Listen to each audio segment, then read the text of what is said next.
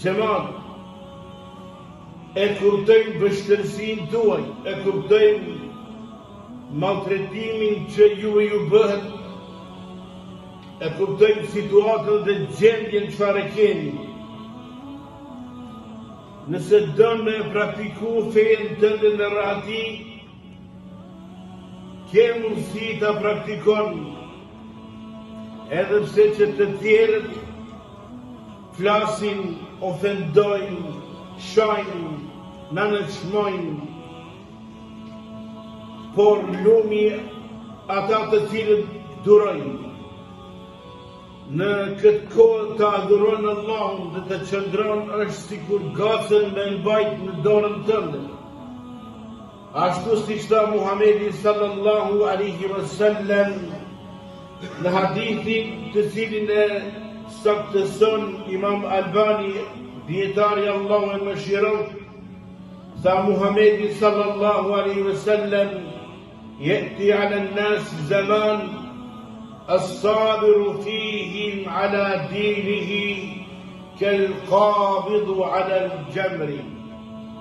Që do të vjen koha kur njerëzit do të qëndrojnë në fejnë e tyre sikur me pas mbajt gacën në dorën e tij. Që do të thotë, sot është koha,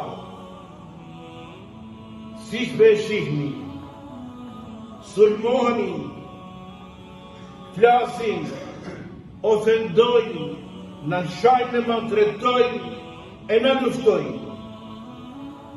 Por qëndro, nga se qëndrimi yt në këtë kohë është sikur gacën me mbajt në dorën tënde. Jemi rrethuar nga të gjitha anët. Sa të doni kemi hipokrite e munafika. Ata bëjnë plane kundër Islamit dhe muslimanëve. Në anën tjetër, jo besimtarët nuk i zëgjumi vetëm për të na luftuar. Në anën tjetër kemi shejtan prej ins dhe gjin, shejtanët nga njerëz dhe gjin, që edhe ata bëjnë kurtha. E të shkretit në musliman nuk kemi shumë ditori për të mbrojtur veten, vetëm se me dua, duke kërkuar nga Allahu që të na ruaj. E dikush prej neve në këtë situatë as të vështirë nuk mundohet të mbrojë s'paku veten familjen tënde, por mirët me gjërat kurrë. E dikush mirët me dynja, e dikush mirët me bidate.